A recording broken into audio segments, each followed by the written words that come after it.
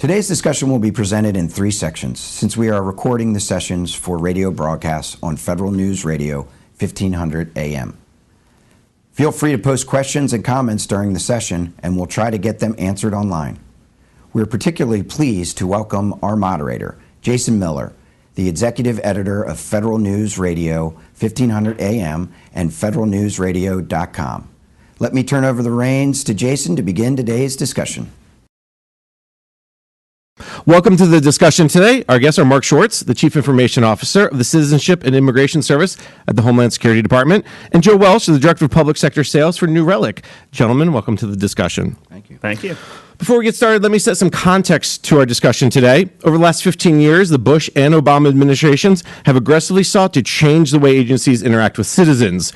In the mid-2000s, we all remember this, 3 clicks to service, one of my favorite sayings back then. The idea behind this was citizens shouldn't take more than 3 clicks of the mouse to find what they're looking for on a government website. In April 2011, the Obama administration issued an executive order requiring each agency to develop a customer service plan and identify implementation steps for customer service activities, including a signature initiative that uses technology to improve the customer experience. One such initiative is feedback.usa.gov, which is led by the General Services Administrations and includes the State Department, the Social Security Administration, and the Transportation Security Administration. The goal of the site is simple. Let citizens provide feedback on things like passport processing or getting their social security cards, or eventually through airport security through a single tap of a kiosk button. Agencies then can use the data to make improvements to their processes to better serve citizens. GSA's Office of Citizen Services also developed a digital analytics program to provide real-time feedback on websites that citizens are using. The portal lets agencies collect, analyze, and report on a minimum set of baseline performance and customer satisfaction measures, including web performance, usability, and social media. But the federal efforts to improve citizen service is not just about portals and tools, it's also about using the data to make better decisions. A recent report from the Partnership for Public Service and Accenture found many agency leaders have incomplete or outdated data and were not useful in identifying the cause of customer problems. And even when agencies have the right data, many struggle to analyze the data in a way that's valuable because the tools, well, they're just not good enough.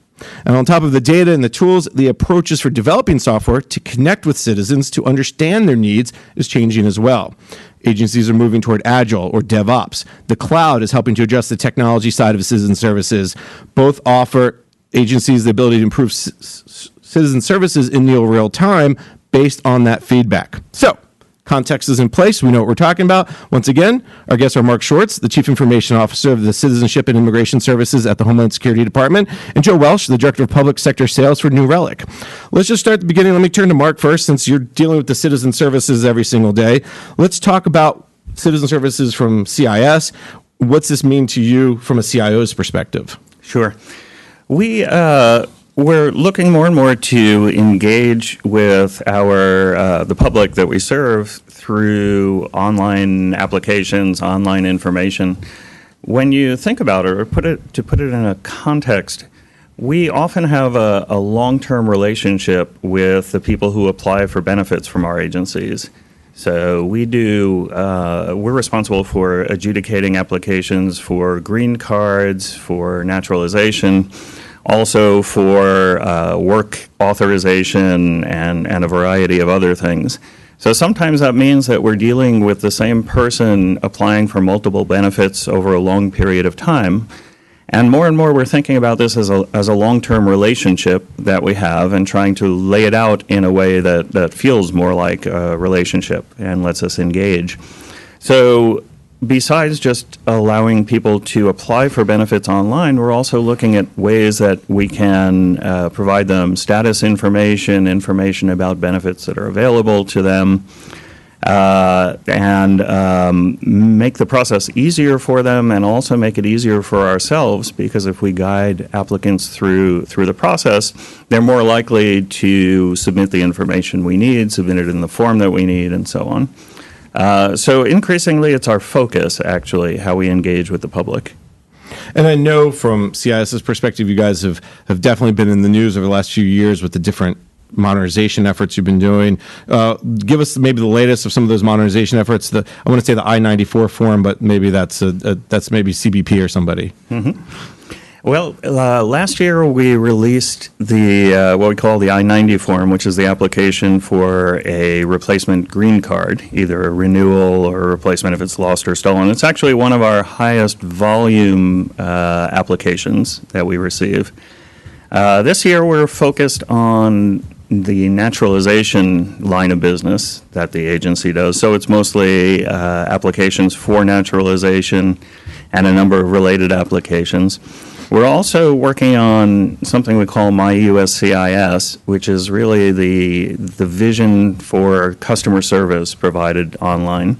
And that involves modernizing a number of our systems, My Case Status, the thing that gives people information about the current status of their cases, for example. And finally, we're also responsible for E-Verify, which is the application that's used to determine whether somebody is eligible for employment in the United States, and related to it, SAVE, which is used to verify eligibility for benefits granted by other government agencies. So we're working on modernizing that system as well, and that will involve also increasing the way that we interact with the public, especially things like responsive web design, mobile applications around it, and so on. Let me turn to Joe Welch from New Relic. It's interesting just listening to Mark a little bit, going through the litany of things he's working on, his agency is working on. From your perspective, are you hearing very similar from your customers in the federal or even the state and local sectors when it comes to these customer service type of initiatives? Yes, absolutely. And, the interesting thing about Mark and CIS is they're definitely forward-thinking, more so than many agencies. But I'm proud that over the last 23 years being in the software industry and working with other companies and technology, that I've been along for the ride to see how technology can not only enhance Joe Public, but also really help different agencies, really all agencies, on their mission, right? Whether it's to save the taxpayer money, to have a better engagement as a citizen, 3 clicks, as we were talking about before we went on air here. The good old days, right? 3 clicks to service. Exactly.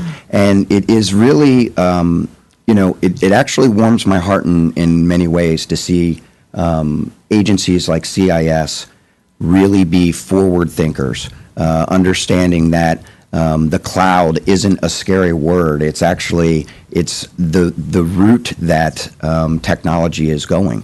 And to really use technology, not just for day-to-day stuff within an agency, but also to use it in every facet of their organization to make their lives, the lives of citizens and their employees, easier. What does software analytics mean? And then how's it being used from your perspective, from what your customers tell you? Great. Yeah, I mean, analytics, obviously a very broad term. Software analytics, from my perspective, really is the key to making educated decisions, right? If you don't understand what your data is doing, what your systems are doing, you're going about your business day to day, sort of, guessing, right? The reality is to be able to, it's kind of like having a test and having all the answers. And if you were to think about it that way. So you're not just guessing A, B, C, or D. You're getting the accurate information on what's working, what's not working, what people are using, where people, if it's some type of process, maybe where people are dropping off and why are they dropping off, if it's a 5-click process instead of a 3-click process, right? So it really just gives you the intelligence. I haven't said that word enough. The intelligence behind the information. And when we talk about analytics themselves, is it pulling data from where? Like, help me maybe put a little finer point on the definition from your perspective, Joe, when it comes to what are we getting from that data? Because you can get a 1,000 pieces of data, but really what's the key? Sure. So specific to New Relic, it's pulling the data on your applications, on your apps, so to speak, and understanding where the drain is, where the drain is, where the drain isn't, right? So you can, when you're building out or knowing when you have peaks, highs, and lows, you can basically, you're understanding, your back-end systems to, basically apply technology where you need it most. Mark, you guys have some analytics tools I'm sure you're using. Talk a little bit about those analytic tools and how are you using those? The data and the analytics are very important to us. So we do a number of different things. We collect a lot of information. As the CIO, I'm not really in the weeds with all the tools and how we're using them. We are using New Relic for sure and getting great value from it. We're also using Splunk, and I know have used OpNet and AppDynamics and a few other tools as well. What I care about really is getting the information that we need in order to be able to make good decisions and know how our systems are performing.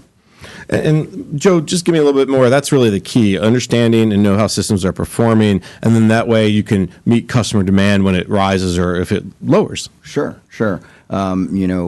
Mark, as an example, is there, what times during the year do you potentially have spikes on your systems, drag on your system, I guess would be the question. So it would be good. I'm guessing there are certain times, maybe make up a date, but it's beneficial to know, okay, here we go. We're coming into X time frame, number of days. We need to really be monitoring, so our systems don't crash, right? Oh, absolutely. I think actually the timing is good on that question. I think right now is the big season, the H-1B cap season, where we get all of our applications for the H-1Bs. While we can sometimes predict when the peaks are going to be, as you said, we need to know how is it affecting our system, when that peak does come. Right. And of course, that's then where the software analytics come in, so you understand, okay, traditionally over the last 3, 4, 5 years, we've peaked in March, pick a date, right? Oh, well, now it's happening late February, or it's happening, later in March, and that's where you can see the changes and make adjustments. Do I have that, generally speaking, correct? That's correct. I'll add something else. I think like any company, we care about our marketing activities and how effective they are. So sometimes if we're trying to, let's say, push applicants towards using a new version of a form or something like that, we're putting the message out to let people know about it, and we want to know which channels are effective. We want to see where the spikes come and at what times they do. Yeah, which is great. And being able to use analytics software like New Relic to make those decisions easier. As I mentioned before, sometimes it's not always what you think. Right? You may think you have an issue in a certain area or maybe at a certain time, and you find out it's in a completely different, the problem's in a completely different area at a whole separate time. And, being able to have that knowledge up front, so you're not guessing and quite honestly, wasting money, time, and effort. Joe, is that where kind of the data comes in, where someone like New Relic or people who provide those data analytics services, right, people can go, well, look at the data, look what it's telling you. Right. Talk a little bit about that. It's very interesting. So, through my career, 23 years, I've always been on the side of selling software to enhance, make processes easier. Now I'm on the side of, okay, let's look at what you're using to do those processes. And let's monitor your systems, your applications, to see what's working properly, what's working efficiently, and what's not working efficiently. And the interesting thing that I've found since I came on board to New Relic is oftentimes when we help customers and show them, they're hiring a company like New Relic to find out what systems are potentially running slow or not well. But what I've found is oftentimes that through the process, they realize that a system that they thought was running really well isn't running very well. And a system that they thought they would have all the issues with, it's not as bad as they think. So then it becomes a matter of, okay, well, let's use our resources where the issues are. And without that technology, without that analytics, you would never know that. So it really helps not only the customers, but whether it's government or commercial customers, to understand their business better and to make more educated bets on where they should spend their money. Mark, you were earlier in the conversation, Joe was talking, you kind of had a smile on your face, kind of talking, thinking about the people who want to, if you'll be the server huggers, we'll call them. In this case, there's probably not server huggers, it's process or paper huggers. Did you find that with CIS as you guys were moving down this path of, as you described it, the agile side, the DevOps side? And I know we'll get into the technology in a little bit, but the people, that was the culture change we talk about in technology, that was part of it. And no matter how much paper you showed them, the Statue of Liberty 1.8 times, that still wasn't enough to get them to let go of their paper sometimes?